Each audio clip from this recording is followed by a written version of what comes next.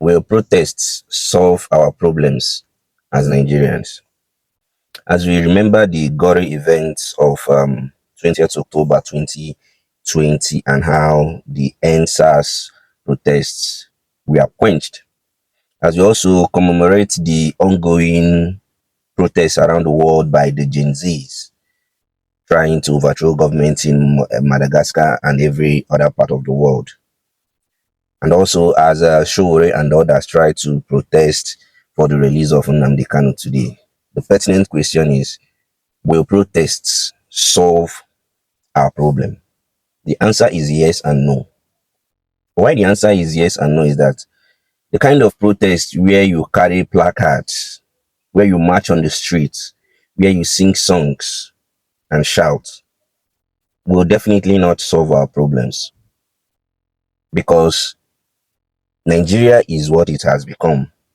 And I cannot begin to list a lot of things, that a lot of problems, a lot of obstacles, a lot of issues that can arise from protesting.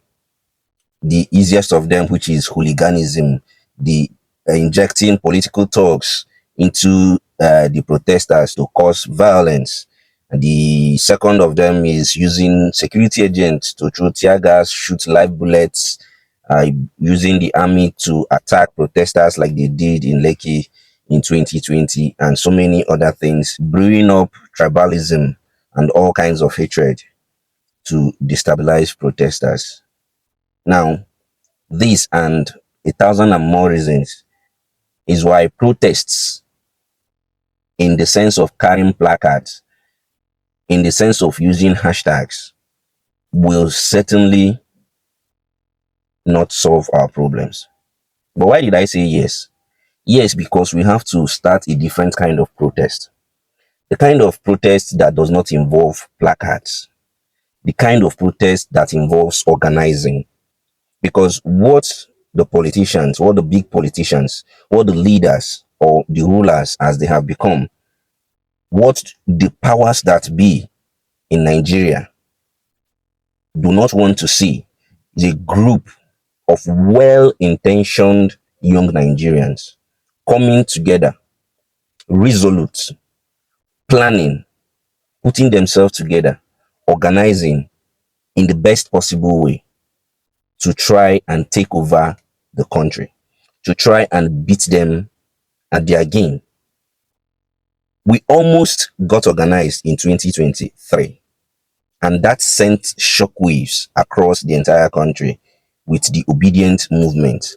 As unorganized as obedient movement was, as unplanned, and using the terminology they coined for the obedient movement, the headless mob. Because what obedient movement was more like a mob. There was no clear-cut organized structure. There was no clear-cut mobilization. There was no clear-cut planning. There was no way it was set very well. But the very fact that the movement was there, the belief was there, and the trust was there, sent shockwaves across Nigeria. And that is something they've been trying and doing their best to ensure that it doesn't happen again. But that is what we must now take a notch further. Not by forming the obedient movement, but by coming together, by organizing, by setting up a new political precedent, by beating them in their own game. Because what they want is to see us divided, to see us unorganized, to set us aside such that we end up always getting angry, allowing our emotions to get the best of us. And the moment our emotions begin to get the best of us, they know that they have won. And that is why we begin to see the things like technicalities in court. We see the rigging of INEC and all of that. And that is basically because we are unorganized, basically because we are not rigid, basically because we are not firm enough. And that is why I have come today, because it took me over 1 year to make up my mind to make this video. It has been over 1 year. I was 27 years old. That was last year when I made an intro video to bring about solution with Zoba and all of that, so that I can begin to organize. But there have been several setbacks because I've been thinking, will it work online? Is it not better that I begin to go physically, consult young people, go person by person? But it dawned on me that I am 28 years old now and I was born in 1997, which means that the first set of Gen Zs, which is us, we are now 28 years old, which means we are old. We are no longer young people, which also means that people whom we are 10 years older than are now qualified to vote. It also means that we now have the highest voting power. And it also means that almost all the Gen Zs have access to mobile phones. And there is no easier place to organize than online. And that is why I am setting up this platform, not for us to complain, not for us to begin to criticize the government, because complaining that maybe this governor did this, Tinubu did that, this and that, no, it will not help us. This platform we are setting up starting from today, because today is a remarkable day in Nigeria's history. This platform is for us to come together, educate ourselves, organize ourselves, and put ourselves in a situation where we can protest, not by carrying placards, not by shouting, not by marching on the streets, but by a tactical strategy, a strategy led protest in such a way that by the time we put our strategies together and take over the government, they will not know what happened until the government has been fully taken over in a legitimate electoral process. We will organize and strategize in such a way that all their rigging machineries, they will call upon those rigging machineries and they will not find them. They will look for talks to use, but those talks will not answer.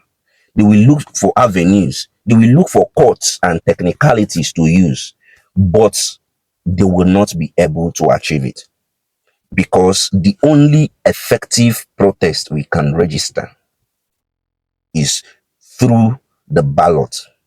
And not just through the ballot, but through a carefully orchestrated strategy that we can set out, that will be able to beat their rigging, beat their intimidation, beat their violence, beat the queue they usually plot at the courts.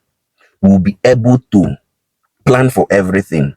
Because if there is something we have more than them, it is time. Because a lot of us have been rendered jobless by them. We have the time, we have the intelligence, we have the technology, we have the technical know-how to beat them in their own games, and we have the creativity, because the Gen Zs are nearly the most creative of all the generations, and we have the ability to utilize this to take back our country.